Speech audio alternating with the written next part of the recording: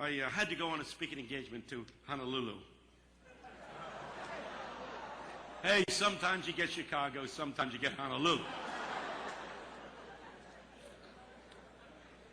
You go to Honolulu, you wake up at 3 o'clock in the morning if you're from the East Coast because of the time difference, and I was hungry. I went looking for something to eat up a side street. I found a greasy spoon. I went in. There were no booths, just a row of stools in front of the counter. I sat down. There was nobody in the place. I didn't touch the menu. It was one of those plastic menus, you know, and grease had piled up on it. I knew that if I opened the thing, something extraterrestrial would have crawled out. This fat guy with a greasy apron, unshaved, cigar comes out, puts the cigar down and says, "What do you want?" I said, "A cup of coffee and a donut." He poured the coffee, and then he did this. And he picked up the donut. I hate that. So I'm sitting there, 3:30 in the morning, munching on my dirty donut. Went into this place, come about 10 or 11 prostitutes. And they sat on either side of me. And it was a small place. And I tried to disappear. The one next to me was especially boisterous, and she said to her friend, "Tomorrow's my birthday. I'm going to be 39. And her friend said, "So what do you want me to do? Sing happy birthday? So you're going to be 39. You want a cake? You want a party?" First woman said, "Look, I don't want anything. I'm just telling you it's my birthday. Why do you have to hurt my feelings?" And then she added, "I've never had a birthday party in my whole life. I don't expect to have one now." That did it. I waited until they left. And then I called Harry over. I said, "Do they come in here every night?" He said, "Yeah." I said, "The one right next to me." He said, "Agnes."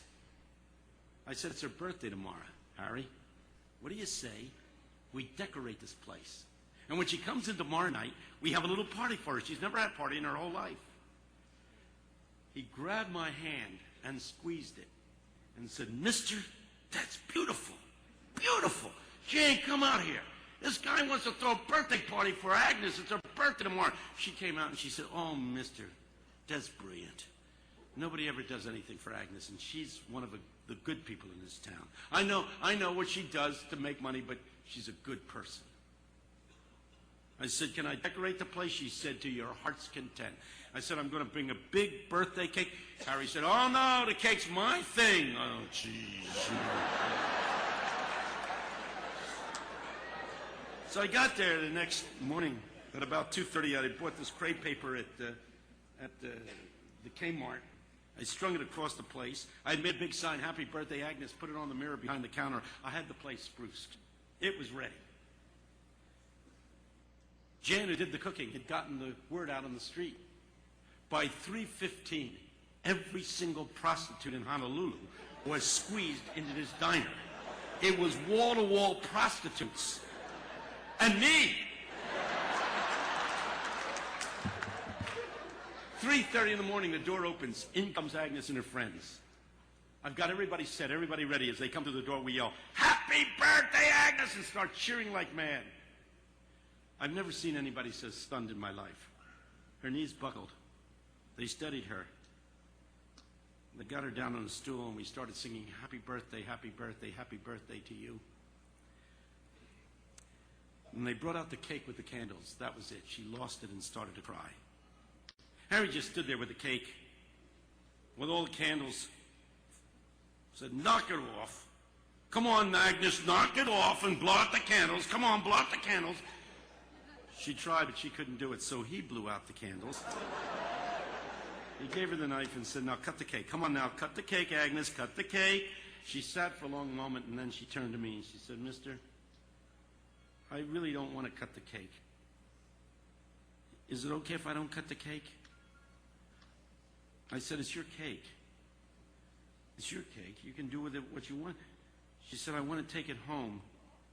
I want to show it to my mother. Is that okay?" I said, "Sure." She stood up. I said, "Do you have to do it now?" She said, "I live 2 doors down. Let me take the cake to her, and I promise I'll bring it right back. I promise." She picked up the cake like it was the Holy Grail. And she pushed her way through the crowd and out the door.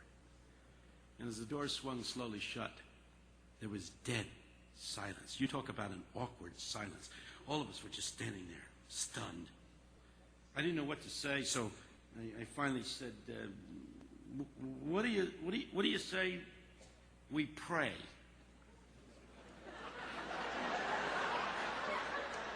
It's weird looking back on it now. A sociologist leading a prayer meeting with a bunch of prostitutes in a diner at 3:30 in the morning. It was the right thing to do. And I prayed that God would deliver her from what filthy men had done to her, probably starting when she was too young to even know what was going on.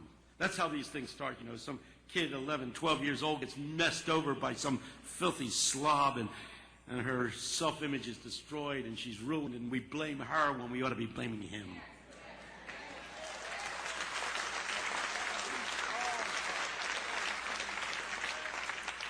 And I prayed that God would make her new, because we're here to declare the good news. And no matter where you've been or what you've done, Jesus can make you new.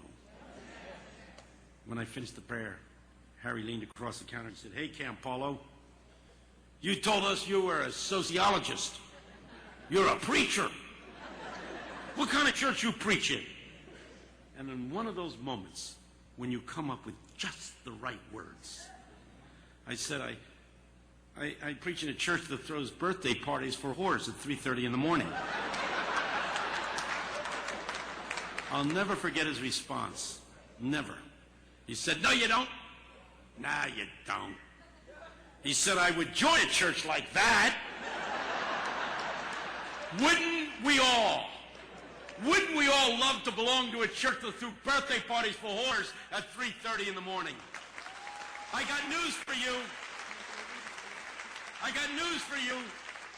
That is the kind of church that Jesus came to create. I don't know where we got this other one that's half country club.